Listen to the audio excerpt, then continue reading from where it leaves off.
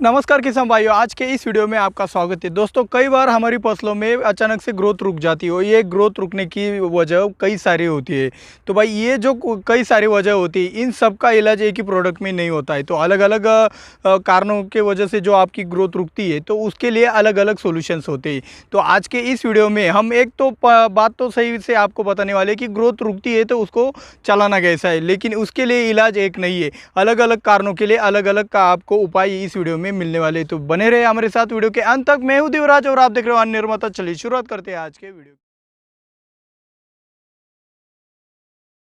तो दोस्तों, फसल में ग्रोथ ना होने का जो दुष्परिणाम होता है वो कैसे होता है, ये आपको पहले समझाता हूँ। तो देखो दोस्तों, आपकी जो फसल की उपज है या फिर जो क्वालिटी है, वो सिर्फ और सिर्फ डिपेंड होती है आपके स्टोरेज के ऊपर। स्टोरेज कहाँ से तैयार होता है? स्टोरेज आपके पत्तियों में से तैयार होता है। अगर आपकी ग्रोथ ही नहीं हो रही, यानी कि नई पत्तियाँ ही नहीं आ रही, जो पत्तियाँ है वो अगर उसका क्षेत्रफल अगर बढ़ नहीं रहा है, तो कहाँ से आपका फोटोसिंथेसिस ज़्यादा होगा और कहाँ से आपका स्टोरेज ज़्यादा बढ़ेगा और कहाँ से आपका क्वालिटी और उपज ज़्यादा बढ़ेगा। तो ये सब बढ़ाने के लिए आपको एक पहली बात तो ये है कि ग्रोथ तो आपके फसल में वेजिटेटिव ग्रोथ में करनी ही करनी है।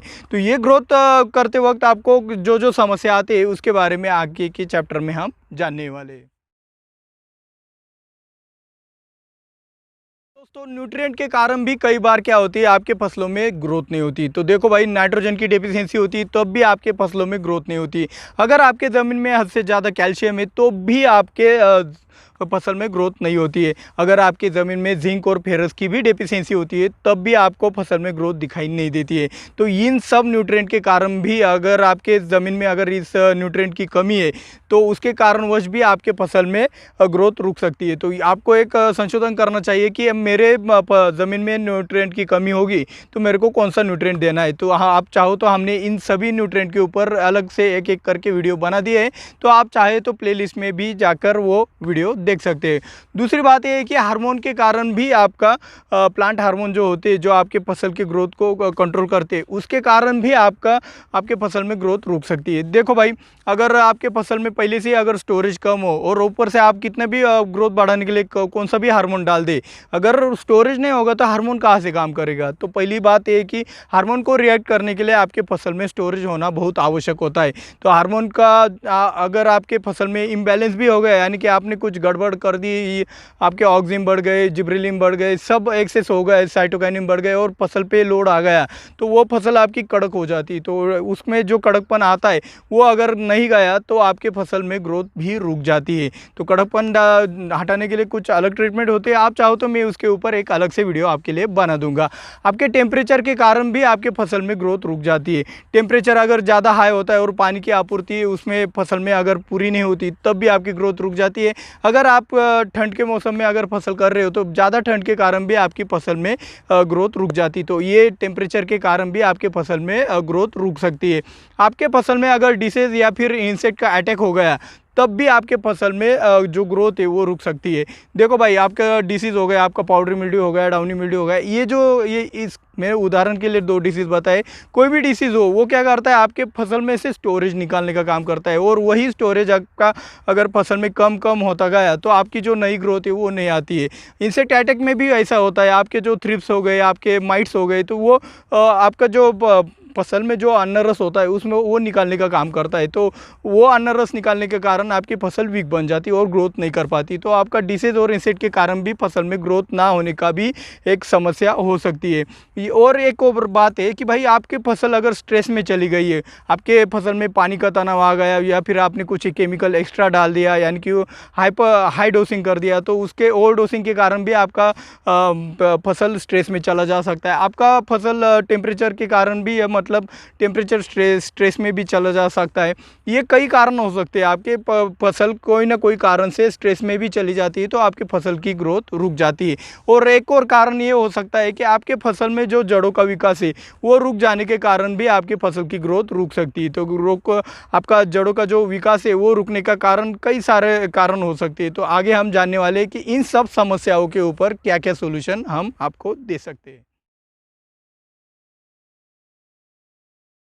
तो नाइट्रोजन की डेफिशिएंसी आपके कैल्शियम ज़्यादा होने वाले जो ज़मीन होती है, ज़्यादा कैल्शियम की ज़मीन होती है उसमें ही आती है। तो आप ऐसी ज़मीनों में मैग्नीशियम नाइट्रेट का भी इस्तेमाल करके आपकी ग्रोथ पा सकते हो। फेरस में और आप जिंक भी आप ऐसी ज़मीनों में देकर आपकी ग्रोथ करा सकते हो। जिन ज़मीनों में फेरस की कमी है, जिंक की कमी है, उन ज़मीनों में भी आप फेरस और जिंक का एप्लीकेशन करके आपके फसल में ग्रोथ करा सकते हो। रही बात हार्मोन की, हार्मोन कम होने के कारण अगर आपके फसल में ग्रोथ रुक गई है, कई बार क्या होता है आपके फसलों में प्लांट हार्मोन कम बनते हैं, तो आपको ऊपर से प्लांट हार्मोन देके उसकी ग्रोथ करानी पड़ती है। तो उसमें आप प्लांट हार्मोन के तौर पर आप IA का इस्तेमाल कर सकते हो, 6BA का इस्तेमाल कर सकते हो, CPPU का इस्तेमाल कर सकते हो, गोदरेज का जो डबल आता है जिसमें होमोब्रासिनोलाइड आता है तो उसका भी आप इस्तेमाल कर सकते हो। आप प्लेनोफिक्स का भी इस्तेमाल कर सकते हो। कई सारे प्लांट हार्मोन आते हैं जो आपकी फसल में ग्रोथ करा सकते हैं, तो उनका भी आप इस्तेमाल करके आपके फसल में ग्रोथ करा सकते हो। टेम्परेचर के कारण, यानी कि आपका टेम्परेचर लो हो गया है और ठंड के कारण अगर आपके फसल में ग्रोथ नहीं हो रही है, तो सबसे पहला और सटीक उपाय है मल्चिंग करना। आपके पास कोई ऑर्गेनिक मल्चिंग हो गया या फिर प्लास्टिक पेपर मल्चिंग हो गया है तो वो आप कर सकते हो, तो आपके फसल में करो, क्योंकि ठंड में ज़्यादा हीट की ज़रूरत होती है, वो आपको मल्चिंग से आसानी से मिल जाती है। आप यहाँ पे ज़मीन में सल्फर का इस्तेमाल करके भी आप फसल का टेम्परेचर बढ़ा सकते हो। आप अगर सुबह सुबह अगर पानी देते हो आपके फसल को ऐसे ठंड के मौसम में, तब भी आपके फसल में टेम्परेचर बढ़ सकता है। तो एक और आसान उपाय है कि अगर कुछ हद से ज़्यादा टेम्परेचर डाउन होता है और जिसके कारण आपकी फसल में ग्रोथ रुक रही है, तो ऐसे में आप दुआ भी कर सकते हो आपके फसल में, जिसके कारण आपके फसल का टेम्परेचर बढ़कर अपने आप ग्रोथ हो सकती है। तो आप टेम्परेचर बढ़ाने के लिए गुड़ का भी इस्तेमाल कर सकते हो, गुड़ का स्प्रेइंग भी कर सकते हो और नीचे से एप्लीकेशन भी कर सकते हो। और रही बात, आप सीवीड का भी इस्तेमाल कर सकते हो, तो सीवीड भी एक बढ़िया उपाय ठहरता है ठंड के मौसम में ग्रोथ कराने के लिए।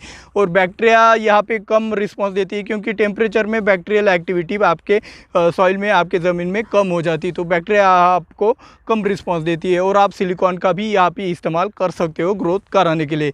और रही बात डिसीज़ के और या फिर इंसेक्ट की, तो डिसीज़, जो भी डिसीज़ आया है या फिर जो भी इंसेक्ट आया है उसको पहले कवर कर दो। वो कवर होने के बाद अगर डिसीज़ और इंसेक्ट के कारण आपके फसल में ग्रोथ रुकी हुई है, तो आपको पहले डिसीज़ और इंसेक्ट को ही कंट्रोल करना पड़ेगा। अगर आपकी फसल स्ट्रेस में चली गई है तो स्ट्रेस को में से आपको निकालना पड़ेगा, फिर आपकी फसल में ग्रोथ हो जाएगी। तो वो स्ट्रेस में से निकालने के लिए आप एंटी स्ट्रेस का इस्तेमाल कर सकते हो, जिसके ऊपर हमने एक अलग से प्लेलिस्ट भी बना दी है, जिसमें आप सिएप्टन का इस्तेमाल कर सकते हो, रैपिग्रो का इस्तेमाल कर सकते हो, ग्रीन मिरेकल का इस्तेमाल कर सकते हो।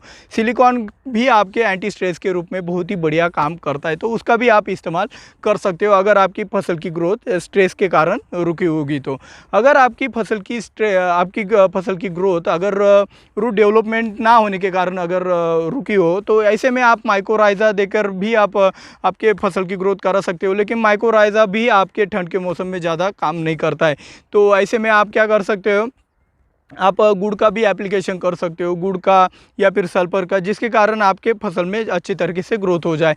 लेकिन एक बार आप ध्यान में ज़रूर यहाँ पे लीजिएगा, अगर आप गलत ज़मीन में गलत फसल का चुनाव करोगे तब भी आपके फसल की ग्रोथ नहीं हो सकती। कैसे हो सकता है, देखो भाई, पौधा जितना ज़मीन के ऊपर बढ़ता है उतना ही वो ज़मीन के अंदर भी बढ़ता है। यानी कि पौधा अगर ज़मीन के ऊपर 6 फीट बढ़ता है तो वो ज़मीन के अंदर भी उसकी जड़ें 6 फीट तक जाती है। और कई बार क्या होता है, आपकी पथरीली ज़मीन होती है और आपने चीकू की, आम की बगीचा लगा दी और वहाँ पे आपको ग्रोथ नहीं दिखाई देती, सब जुगाड़ कर ले लेकिन ग्रोथ नहीं दिखाई देती। तो ऐसी सिचुएशन में आपको ये समझ लेना चाहिए कि भाई उसका रूट जोन डेवलप होने के लिए उसको ज़मीन नहीं मिल रही है, इसके कारण उसकी ग्रोथ भी रुकी हुई है। तो ये रूट जोन भी आपके ग्रोथ ना होने का भी कारण हो सकता है। तो अगर आपको खास बात बताने से पहले आपको हमारी ये जानकारी अच्छी लगती हो तो भाई जल्द से जल्द लाइक का बटन ज़रूर दबा देना, और जिन्होंने अब तक हमारे चैनल को सब्सक्राइब नहीं किया जल्द से जल्द सब्सक्राइब भी ज़रूर कर लेना, जिससे क्या होगा, आपको हमारे आने वाले जो वीडियो है वो समय पर मिलते रहेंगे। और आप अगर हमारी सहायता करना चाहते हो तो ज़्यादा से ज़्यादा इस वीडियो को शेयर ज़रूर कीजिएगा। तो अभी चलते हैं खास बात की तरफ।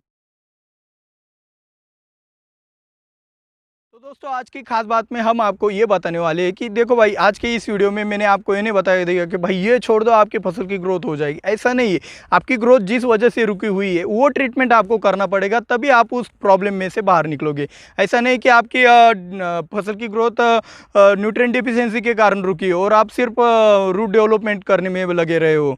भाई रूट डेवलपमेंट, नई जड़ें भी आएगी, लेकिन जब तक उसको न्यूट्रिएंट नहीं मिलेगा जो डिफिशियंट है, तब तक उसकी ग्रोथ नहीं होगी। तो जो चाहिए वही दीजिएगा, तब आपकी फसल में ग्रोथ हो जाएगी। तो समस्या को समझने का प्रयास कीजिएगा।